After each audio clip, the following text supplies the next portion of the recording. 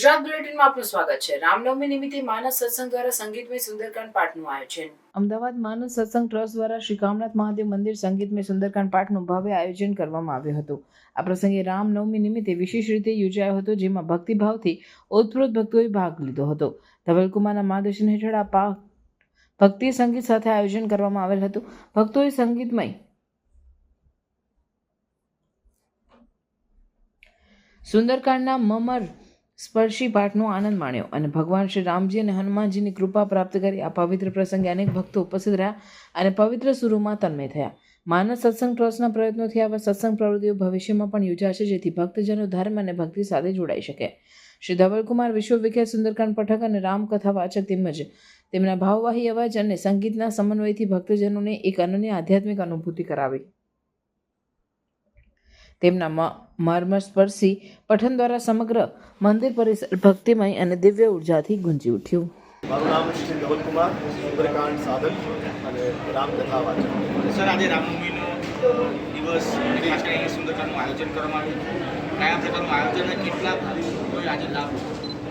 શ્રી રામનવમી મહોત્સવ દર વર્ષે માનસ સત્સંગ ટ્રસ્ટ દ્વારા થાય છે અમદાવાદ શહેરમાં, અને સર્વે સાધકો સંગીતમય સુંદરકાંડ પાઠ દ્વારા રામનવમીનો ઉત્સવ મનાવે છે। અને સુંદરકાંડ પાઠ પછી રામ જન્મોત્સવ બહુ ધૂમધામથી થાય છે, પ્રતિવર્ષ થાય છે। અનેકો ભક્તો અમદાવાદ, વડોદરા, સુરત, ઈડર અને બધાથી ઘણા જગ્યાએથી બધા પાઠમાં આવે છે। સમગ્ર દિવસ દરમિયાન મંદિરમાં સવારથી આજની બધા કાર્યક્રમો છે।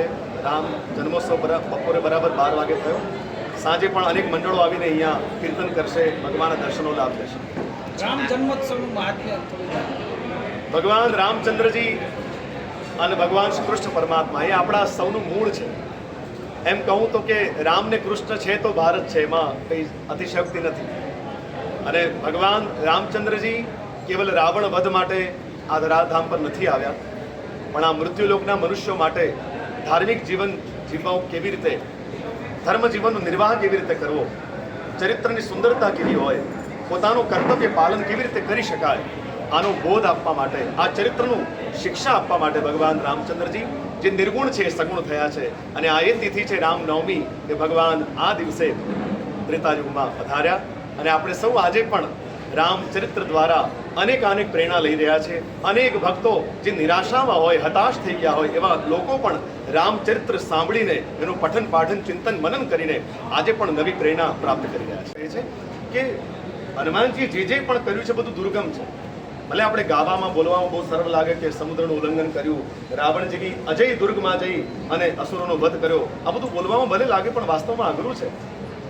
આ મોહની નગરીમાં જઈ, આ સૌંદર્ય ધરાવનારી નગરીમાં જઈ અને પોતે અલિપ્ત થઈને પાછા મૂળ રામજી પાસે આવી જવું, આ બધા દુર્ગમ કાર્યો છે। તો જીવનમાં પણ મોહને જીતવો હોય, અંતરયાત્રા કરવી હોય, મનને જીતવું હોય તો આ બધા દુર્ગમ કાર્યો, એને પણ જો હનુમાનજીનો અનુગ્રહ થઈ જાય તો આ બધા દુર્ગમ સુગમ થઈ શકે। જી, ભગવાનની ખૂબ કૃપા કે પ્રતિવર્ષ માનસ સત્સંગ ટ્રસ્ટ અમદાવાદ દ્વારા ભવ્યાતિ ભવ્ય રીતે સુંદરકાંડ મહાપાઠ થાય છે।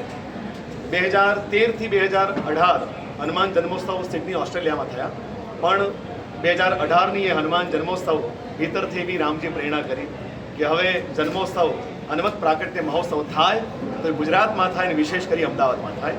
અને અહીંયાના અનેક ભક્તો સમગ્ર ગુજરાતભરમાંથી આવે છે। ભગવાનની કૃપાથી 364 દિવસ સુંદરકાંડ પાઠની આ યાત્રા અનેક ભૂમિ પર જઈને થાય છે।